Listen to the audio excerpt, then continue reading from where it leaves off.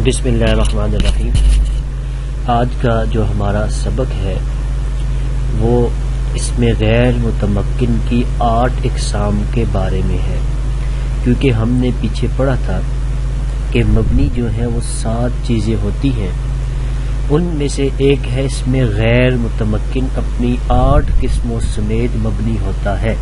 وہاں صرف اتنا پڑھا تھا۔ اب وہ 8 قسمیں کون کون سی ہیں جو مبنی ہوتی ہیں، آج ان کی تفصیل پڑھ رہے ہیں۔ اس میں متمکن اور اس میں غیر متمکن، ان کی تعریفات پیچھے گزر چکی ہے، میں خلاصے کے طور پہ پھر بتا دیتا ہوں، کیونکہ ہماری بحث آج اس میں غیر متمکن کے بارے میں ہے، تو پہلے اس کی تعریف بتا دیتا ہوں۔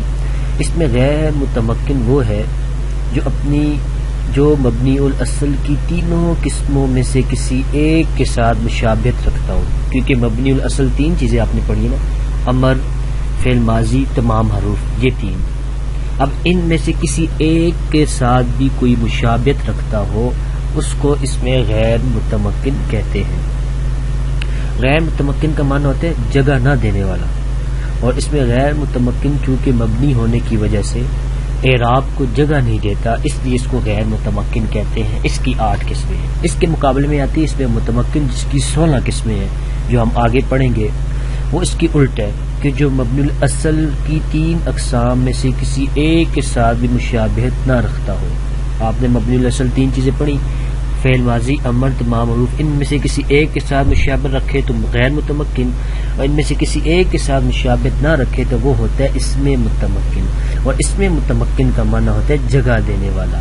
تو اس میں متمکن چونکہ ترکیب میں اکثر واقع ہوتا ہے اور معرب ہوتا ہے، اور یہ اعراب کو آخر میں جگہ دیتا ہے، اس لیے اس کو متمکن کہتے ہیں۔ تو آج ہم اس میں غیر متمکن کی 8 اقسام پڑھیں گے، پھر آئندہ انشاءاللہ اس میں متمکن کی 16 اقسام پڑھیں گے، جو آگے اپنے مقام پر آئیں گی۔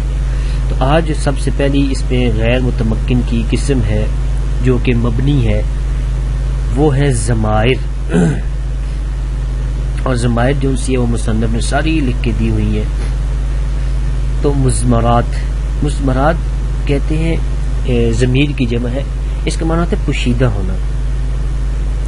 تو ضمیر اس اسم کو کہتے ہیں جو متکلم یعنی بات کرنے والا، یا مخاطب یعنی جس سے بات کی جائے، یا ایسا غائب یعنی جس کے بارے میں بات کی جائے پر دلالت کرے جس کا تذکرہ اس سے پہلے ہو چکا ہو، چاہے حقیقتاً ہو چکا ہو یا حکماً ہو چکا ہو، اس ضمیر کو راجع اور جس کی طرف یہ لوٹائی جا رہی ہو، یعنی جس کا ذکر پہلے ہو چکا ہے، اس کو کہتے ہیں مرجع۔ اب اس کی مثال آپ سمجھ لو، جیسے زید قام۔ اب دیکھیں اس میں زید قام مرجع ہے، زید اس میں مرجع ہے، قام میں ہوا ضمیر چھپی ہوئی ہے جو کہ اس زید کی طرف لوٹ رہی ہے۔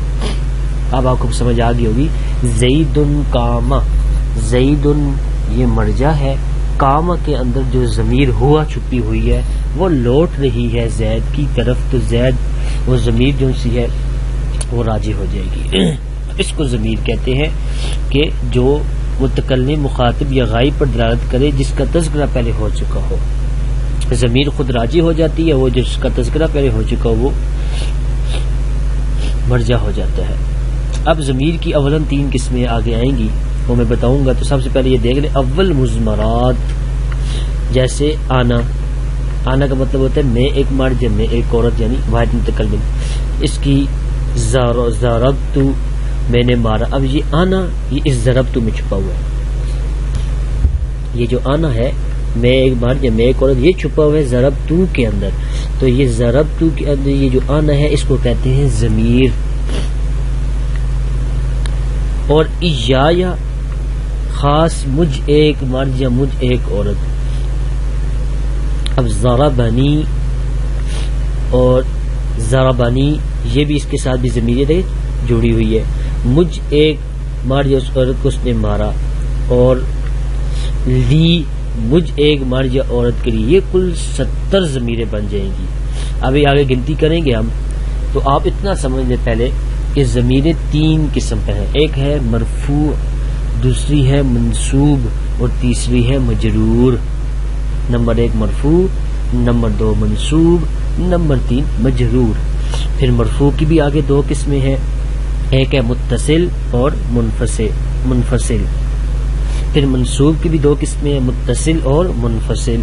اس کے بعد مجرور کی صرف ایک ہی ہے، متصل. البتہ اس کی حیثیتیں دو ہیں، مطلب حرف جر کے ساتھ بھی ہوتی ہے اور مضاف الیہ کے ساتھ.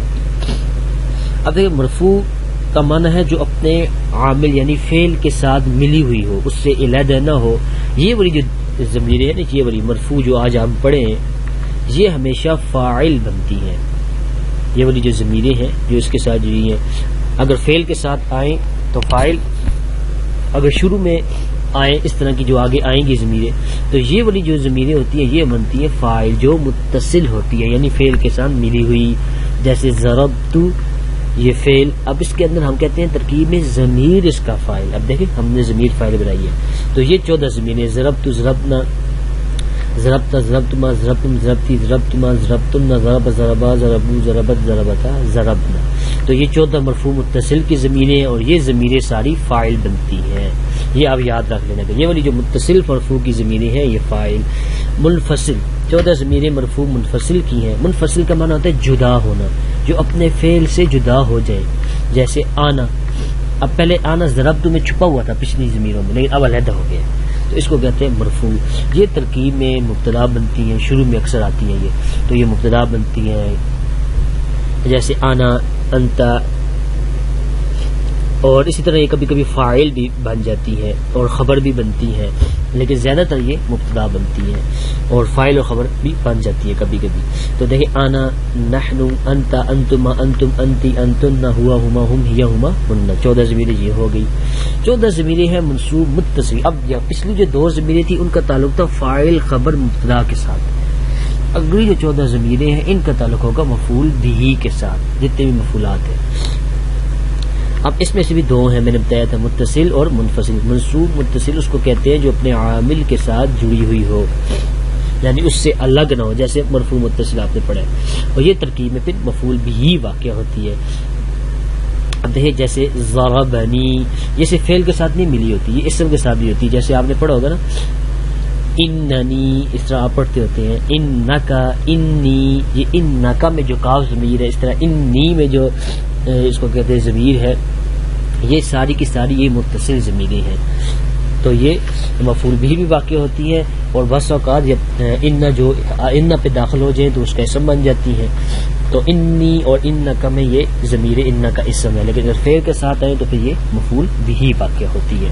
تو چونکہ یہاں فعل کے ساتھ آئی ہے تو ہم اسی کو پڑھیں گے. ضربنی، ضربنا، یہ دیکھیں نا ضمیر، نی ضمیر، یا ضمیر. ضربکا، ضربکما، ضربکم، ضربکی، ضربکما، ضربکن، ضربہو، ضربہما، ضربہم، ضربہا، ضربہما، ضربہن. اب دیکھیے آخر میں ساری ضمیریں ہیں، یہ کننا، ہو، اس طرح کم، کی، یہ ساری ضمیریں. اب یہ ضمیریں اگر فعل کے ساتھ آئیں تو مفعول بہ، اور اگر حروف مشبہ بالفعل کے ساتھ آئیں تو پھر یہ ان کا اسم بنتی ہے. تو یہ ہوگی متصل جو کہ فعل سے ملی ہوئی ہیں، الگ نہیں ہوتی. اور منصوب منفصل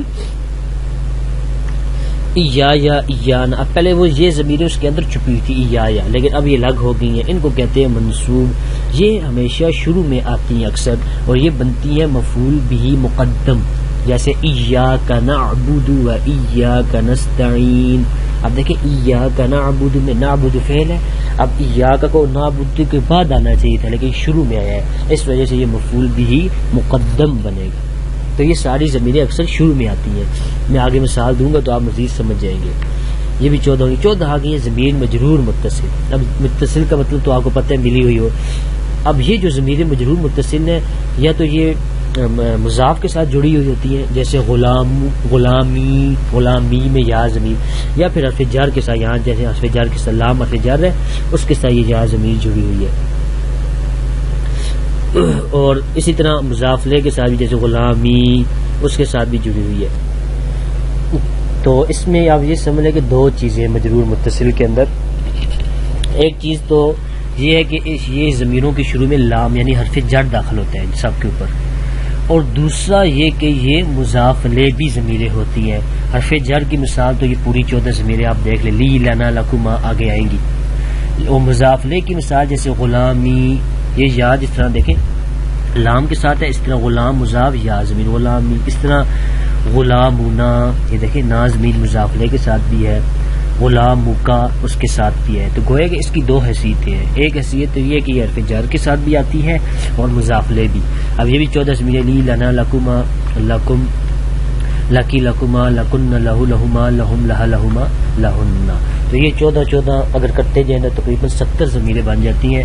تو ان کو خوب اچھی طرح یاد کرنا ضروری ہے ہر طالب علم کے لیے، تب جا کے آگے ان کی مثالیں سمجھ میں آتی ہیں. تو میں خلاصہ بتا کے 1-2 مثالیں حل کرواتا ہوں. تو خلاصہ یہ کہ ضمیر مرفوع متصل جو ہوتی ہے وہ ترکیب میں فاعل بنتی ہے اور فعل کے ساتھ جڑی ہوتی ہے. ضمیر مرفوع منفصل یہ فعل سے الگ ہوتی ہے، یہ ترکیب میں مبتدا، خبر اور فاعل بنتی ہے. ضمیر منصوب متصل یہ فعل کے ساتھ جڑی ہوتی ہے اور اس کا مفعول بھی بنتی ہے. اور ضمیر منصوب منفصل یہ فعل سے الگ ہوتی ہے اور یہ اکثر شروع میں آتی ہے اور فعل کے لیے مفعول بھی مقدم بنتی ہے، جیسے ایاک نعبد و ایاک نستعین. آخری جو ضمیر ہے ضمیر مجرور متصل، اس کی 2 حیثیتیں ہیں، یہ حرف جر کے شروع میں بھی آتی ہے اور مضاف لے بھی واقع ہوتی ہے، یعنی مضاف کے بعد بھی آتی ہے. حرف جر کی مثال یہ پوری ضمیریں اور مضاف کی مثال جیسے ہے غلامنا، غلامکا، غلامی وغیرہ. اب ہم پریکٹس کے طور پہ 1-2 مثالیں کرتے ہیں تاکہ آپ کو مزید سمجھ میں آ جائے. جیسے دیکھیں انت غلام زید. اب یہ انت کون سی ضمیر ہے؟ اگر تو ضمیر پتہ چل جائے گی ترکیب کرنا آسان ہو جائے گا. تو اگر غور کریں 14 ضمیروں میں تو یہ ضمیر مرفوع منفصل ہے. انا، نحن، انت، انا، نحن، انت. تو جو ضمیر مرفوع منفصل ہوتی ہے میں نے آپ کو بتایا وہ یا مبتدا بنتی ہے یا خبر یا فاعل. تو اب چونکہ یہ شروع میں ہے اور آگے اسم ہے تو اس وجہ سے یہ بنے گا مبتدا، آگے غلام زید یہ مضاف، مضاف لے سے مل کر اس کی بن جائے گی خبر.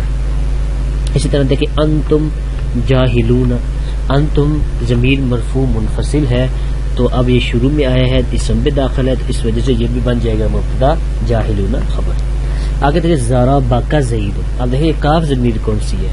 تو یہ کاف ضمیر اگر آپ سوچیں تو یہ ضمیر منصوب متصل ہے، ضربنی، ضربکا، ضربکما، ضربکم. اور ان کے بارے میں نے آپ کو بتایا تھا کہ وہ مفعول بھی بنتی ہوتی ہیں. اب دیکھیں جو ضمیر آپ کو پتہ چلتی جائے گی نا تو ترکیب آسان ہو جائے گی. تو اب آپ کو جب پتہ چل کہ یہ ضمیر منصوب متصل ہے تو میں نے آپ کو بتایا کہ ضمیر منصوب متصل مفعول بھی واقع ہوتی ہے، لہٰذا یہاں ضرب فعل کا مفعول بھی زید ان کا فاعل. اس طرح آسانی سے ہو جائے گی. اسی طرح ضربوہم.